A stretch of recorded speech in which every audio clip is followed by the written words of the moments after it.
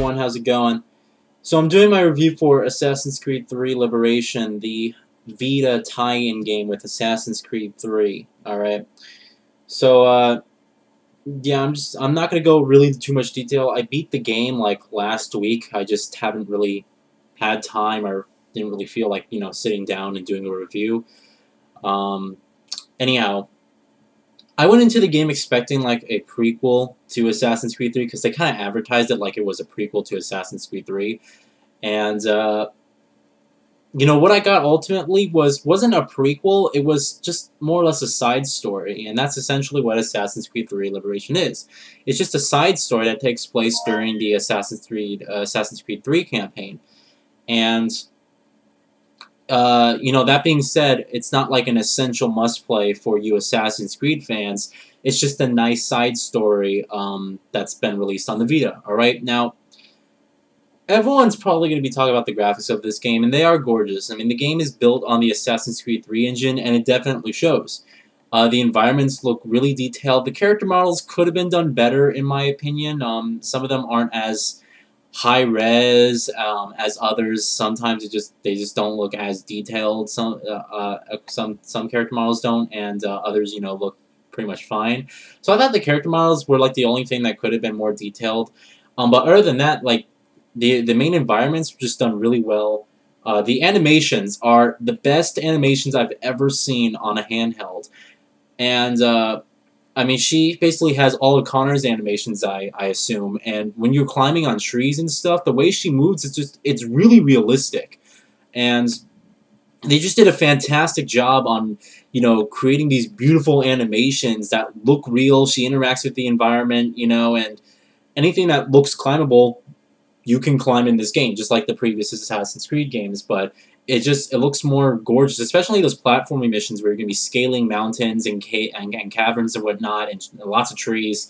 Just watching her climb up certain ledges and tree trunks and watching her grab and jump and stuff like that, I mean, it looks really realistic and just gorgeous at the same time. So, in terms of animations, the best animations I've ever seen on a handheld. It's beautiful what they've done with the animation system from that. Alright, now the story. This is the first female main character in the Assassin's Creed franchise. And the story is good. It's not like, the worst Assassin's Creed 3 story. However, it's not the best. What we have here is our main character, Aveline de Grand Prix, and she is French. And the whole game is, I believe it takes place in New Orleans. Let me look at the box art really quick. Louisiana, excuse me. So it takes place in Louisiana during 1765, alright? And the character, is French, and the whole kind of game is, based around the French culture. So you get kind of a different outlook on it and everything like that. That being said, I don't think that at the beginning it's weird because they just throw you straight into the action, and basically at the beginning you have the ability to go anywhere in the world that you want to without really any explanation or story structure. She starts off as a kid, you play as her as like a young kid, and she goes to chase this chicken or whatever, and all of a sudden her mom's like gone. She like loses her mom, she can't find her mom, and she actually wakes up from a dream, and it's not really clear whether that's what happened or that's just like a dream, but she wakes up and basically as an adult, and you're basically introduced to the story as her mother's been killed, she's essentially been missing and just pronounced dead, and her father remarried, and she now has her stepmother, and her stepmother is basically she essentially kind of raised her almost. Aveline hasn't seen her mother since she was a little kid, so she essentially kind of raised her herself, and she and her have a really good relationship. Her stepmother understands that what she wants to do, she's trying to help the slaves, like kind of abolish slavery, and she's all for helping people, and that's the main thing about her. She wants to help the slaves and, basically free them. And, her family's wealthy, and she kind of does this as her, not really profession, but think of it like almost like a hobby. It's like her duty, she believes, to go and help slaves. And her stepmother understands this as well, and she kind of helps her. What she does is she frees the slaves, she gets them to go to her stepmother, and her stepmother gets them out of the country or puts them somewhere safe, stuff like that. And that's kind of like where their relationship comes in. It's not only a really personal relationship that she has a really good relationship with her stepmother, but it's also kind of a business thing almost at the same time.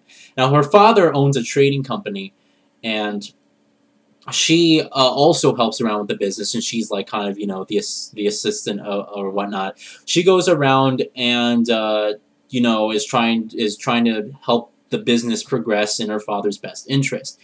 And through half of the game, once you're get to the halfway mark, her father gets sick, and she actually takes over the business herself, along with her soon-to-be fiance.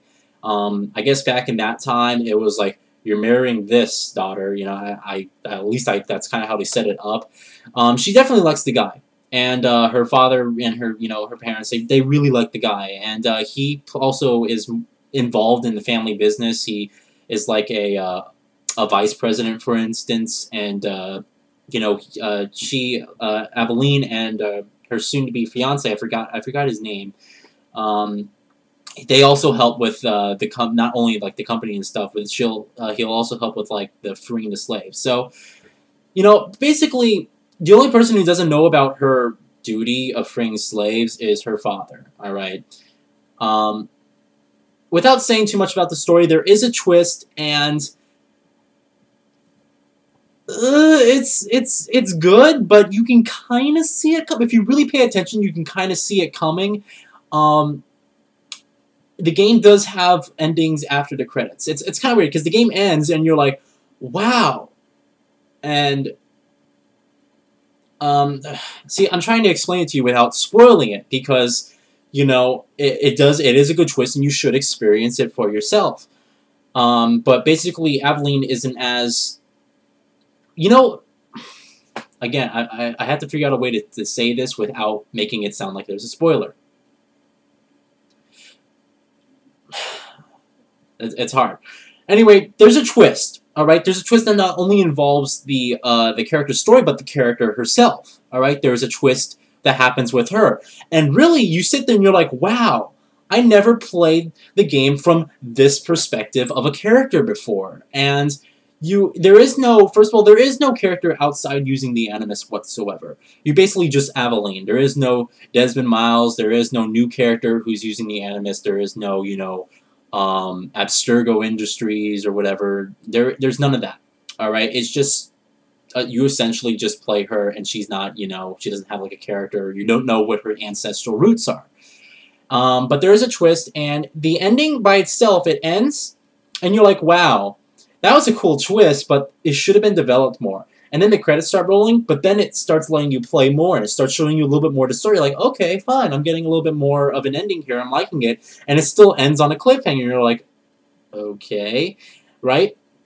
And then the credits play some more, and then it finally gives you the last ending. And the ending is a satisfying ending, I would say, but at the same time, it still isn't clear on whether it's the end of Aveline's story or not. It kind of ends like saying, oh, well, the character can continue on if she wants, but you really just, it's kind of confusing, because I would have definitely preferred a review where the character, it closes the character's story. I don't know if they're going to continue on with this character or not, but the ending is, it's definitely good. It definitely does provide a satisfactory ending. It's just that it's unclear whether they want to continue the story or not. I mean, most of the time you see an ending, you're like, oh, there's definitely going to be a sequel, or no, there's definitely not going to be a sequel. But this one, I'm kind of unsure whether they're going to do it or not. But we'll see as, I guess, time goes on. Now, the gameplay is essentially just like you would expect the Assassin's Creed gameplay to be. It's that same running on rooftops and whatnot. The game world is not as massive as the consoles. However, it is large enough to the point where it doesn't feel like you're running in the same areas all the time. The game is mainly the only open world you have is that of Louisiana. The game doesn't, travel to different parts of of the country. I mean, they have this Connor mission where she interacts with Connor in New York, but it's not like open world where you get to explore New York. It's just this set area in New York of just the forest and whatnot. And there's the Bayou, which is just another set area with just a bunch of forest. It's not like an open world. And then you got like the little other areas where it's like the slave area, and then that's just a set area. It's not like a huge open world. And a bunch of just set areas and not huge open worlds like that of Louisiana, where the game mainly takes place. Now, there are side missions, and I did all of them. I did all the, there's side missions of freeing the slaves. I did all the free to slave missions. I did all the, there's side missions where you can help your business, like take down the, there's other companies who are, you know, either falsely accusing you of something or saying that, you know, your product is bad, or there's other companies that are, you know, trying to secretly take down your organization, and there's side missions for those. And I did every side mission that I could basically do, and I got all the trophies for them, you know, which is nice. There's also side missions of, there was another one, it's freeing the slaves, corporation, conspiracy, sort of like syndicates, but not, you know, that huge. You're just, you know, her. There's also areas where you're gonna have to reunite slaves with their families. So it's like a kind of a transport mission almost, and areas where you're gonna have to start a huge uprising. So I mean, I did all the side missions. There's only a few. There's not like a lot of them to the point where it's just overwhelming. But I did them along with my story, and they just added, you know, that extra playtime to the game. Now, I was able to complete this game in, I want to say 20 hours. I will go ahead and check right now. I know Raptor tracked my game status. It was a long. It definitely felt like an Assassin's Creed length experience, which is good, you know, because you don't want like a dumbed down 10-hour Assassin's Creed experience, you know, when you're playing the campaign on the Vita. You know, just because it's on a handheld doesn't mean it should be any of lesser quality. All right, now, here, let me go to my profile. I would say it was about 20 hours, really. Here we go. All right, it was okay. It said it tracked 15 hours, so 15 to 20 hours. That was my first playthrough, and I did all the side missions and everything like that. If you really wanted to just not do the side missions, you could probably beat it in about 8, to be honest. But it's a good length game. You know, it doesn't. It's broken up into different sequences. There's 10 sequences, I believe, and there's also similar to how Assassin's Creed 2, how you find the symbols on buildings. There's this Citizen E thing, and they really don't make this clear. It's basically this guy who talks to you. He's like, rah, rah, rah, in like this deep voice, and he's like, find the civilian, take him down. So you basically have to find some person in this set area of the map. And, you know, it highlights it in green. You have to find it, and you have to kill it. And then what's really cool is it takes the cutscenes that you previously saw. So, for example, I just assassinated the guy I was supposed to. It goes back to a previous cutscene, and it gives an extended briefing of that cutscene. So the cutscene might have ended, you'd say, and then it just might have continued on the mission your first time, but you'd kill the special citizen guy, and then the cutscene would like resume for like another minute or two, and you get like more of the story and find out what's going on. So I did all of those, and at the end you finally get to there's a little Easter egg, I guess, where you finally get to assassinate the Citizen E guy, which really it's really isn't like anything, you know, big. It's not like a huge thing, like a huge boss battle. Basically, you're just trying to chase him down and finally assassinate him. So it's not really like they really did anything special with it. But I like that idea of finding things in the game, like finding, like, you know, killing the random citizens who are, you know, important people, and then you get like an extra length cutscene, a continuation of what you already saw, so you get kind of more of a backstory. So in the end, I enjoyed Assassin's Creed 3. At the same time, is it a console quality experience? Yeah. Is it a must-play for the Assassin's Creed franchise? No, not really. It's just a nice side story. And I think they handled it well. You know, there's a lot of other games that they could have done a little bit more with. You know, Call of Duty Black Ops Declassified, the reviews on that are...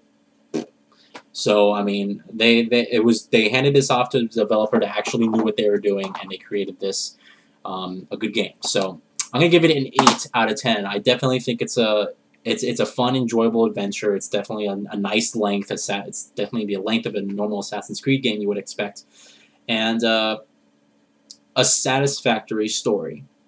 Nothing major, but a nice plot. All right, and a nice character. You know, I wish they kind of developed her more. But they really didn't choose to do that. I mean, it would have been better if they kind of did what Ezio did, and they would have showed her growing up and the stuff that she was dealing with. You know, because in this time frame, women are really not able to get jobs. They're kind of just on the sidelines, and it would have been cool to see what it would have been like to see women how they grew up during this lifetime during this timeline, and how they are now. Now, a lot of people were asking about the disguises and how that works. All right, and really quickly, this is basically what the game does. You have 3 personas. The lady persona, which is good at getting past guards and being sneaky, but you can't really fight in her, and she's not good at evading either. You have the slave persona, which can get around guards kind of easily, and you'll be using that one quite a lot. But she gains notoriety fast. If you even jump on top of a building, all of a sudden your thing like fills up like almost to completely yellow, and you have to get off the building. So she gains notoriety fast, but she's good at staying hidden. And then you have the assassin persona, which is good at fighting. It's basically everything. But it's highly detectable by guards, and it gains notoriety as well pretty quickly. You can also customize it. You can choose different colors for all those personas, but it's not like, oh, buy brand new armor like in Assassin's Creed 2. Buy brand new armor and see the whole outfit change. It's just the colors, and they only have a few. It isn't really like, oh, customize the ribbon red. You can't make a rainbow, if that's what you're wondering. But you can make her, it can be like a red and black, which I used a lot, and stuff like that. You can also get an assassin hood, so now she has like an assassin coat, it kind of looks like, so that's pretty cool. There's weapon shops that you can purchase, just like you would expect from Assassin's Creed 3. However, I didn't really use them a lot. And you can also buy property, but the only really thing you can buy is extra stores for when you want to buy weapons, and also wardrobes. All right, you can buy little wardrobe areas where you can go in, change your persona right away from the wardrobe. The only problem is that when you buy like a store, for instance, it doesn't gain income. There really is no reason to buy a weapon shop. Really, when you just buy it, you're just kind of unlocking it on the map for you to use. It's not like you gain, income from like a chest or something like they did with Assassin's Creed 2. It's not like that. There really is no income system in the game. All you do is you complete missions. Here's 10 grand. That's what it does. So. But yeah, an 8 out of 10. It's a good game, definitely of Assassin's Creed quality, and a nice side story to the franchise. And yeah, so I'm going to end it here. Thanks for watching, guys, and have a good day.